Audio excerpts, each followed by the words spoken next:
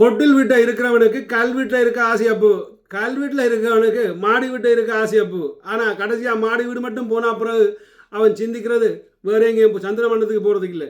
அவன் சிந்திக்கிறது அங்கே இருந்து ஐயோ கொட்டில் வீட்டில் இருந்த எந்த சந்தோஷம் இந்த மாடி வீட்டில் இல்லையே என்று தான் சிந்திக்கிறான். அதே மாதிரி தான் ஒரு சில பெற்றோர்கள் எப்படி என்ன நினைக்கிறார்கள்டா, என்னால் மருத்துவராக வர முடியலை, என்னால் இன்ஜினியராக வர முடியலை, என்னால் ஒரு பைலட்டாக வர முடியலை, ஆனால் இந்த பிள்ளையாக அதை செய்யணும்னு யோசிக்கலாம். அதே மாதிரி எனக்கு சாமர்த்தியம் விட செய்யலை, ஆனால் இந்த பிள்ளைக்கு நான் பிரம்மாண்டமாக செய்யணும் என்று யோசிக்கலாம். அப்படி பலர் இருக்கிறீர்கள். நான் நிச்சயமாக ஒரு குற்றம் சொல்லலை.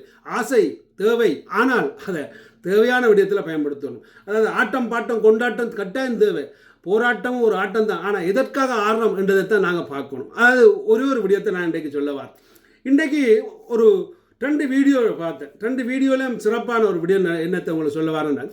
ஒன்று பணம், ஒன்று பலம். அதாவது பலம் என்று சொல்கிறது அதாவது டேலண்ட், படிப்பு, அறிவு, அல்லாட்டி ஒரு இயற்கை டேலண்ட், அப்படியான விடயங்களை சொல்லலாம். ஏன்னா தமிழ்நாட்டில் இருந்து சரிகமாவில் பாடிட்டு பலாலி ஏர்போர்ட்டில் இறங்கி சிம்பிளாக வீட்டை போய் சேர்ந்த ஒரு பெண்ணு, கொண்டாட வேண்டிய ஒரு பொண்ணு.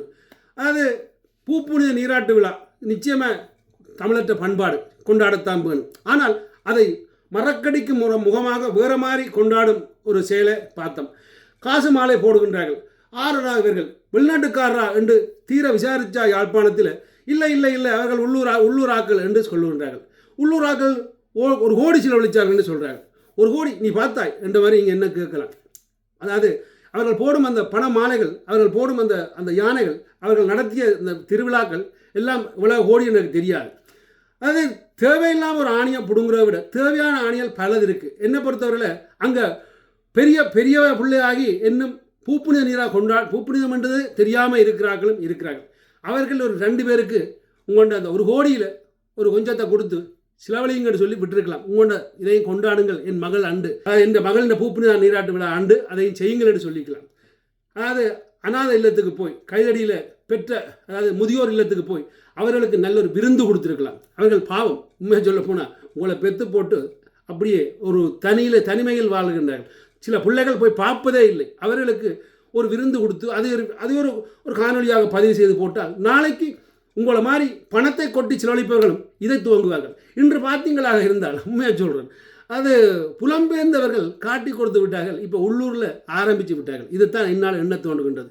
நிச்சயமாக பலர் சொல்லுவார்கள். ஒரு சிலர் எனக்கு சொல்லி எழுதியிருந்தார்கள், ஏன் அதை விடுங்கவன் செய்யட்டும், என் தியானக்காரனுக்கு காசு போகுது, சாப்பாட்டுக்காரனுக்கு காசு போகுது, ஆடல் பாடல்காரனுக்கு காசு போகுது, அந்த காருக்கு காசு போகுதுண்டு, கொஞ்சம் உழைக்கிறோம் தான் என்று. இது உழைப்பல்ல. உண்மையாக சொல்லப்போனால் உழைக்கிறதுக்கு இவர்கள் என்ன முதலீடு கணக்கு செய்தார்கள் இருந்தால் நிரந்தரமாக உழைக்கவும் வழி இருக்குது. நிச்சயமாக இதை நீங்கள் செய்வீங்கன்னு நம்புகிறேன். நான் யாரையும் குறை சொல்லலை. அதாவது 2ம் எனது ஏதோ ஒரு வகையில் சொந்தங்கள்லாம், 2க்கும் எனது வாழ்த்துக்கள், அதில் மாற்றுக்கிறது இல்லை. ஆனால் அடுத்த முறை நீங்கள் செய்யக்கல சும்மா சொல்லப்போனால் கொஞ்சம் இதுவரையும் சிந்திச்சு பாருங்கள். அதாவது என்னை விட கீழே கன பேர் இருக்கிறாங்க, என்னை விட மேலே கொஞ்சம் பேர் தான் இருக்கிறாங்க. அதை ஒவ்வொருவரையும் யோசிச்சிங்கண்டா அந்த நாடும் சிறப்பாக வளரும், அந்த இனமும் சிறப்பாக வளரும்.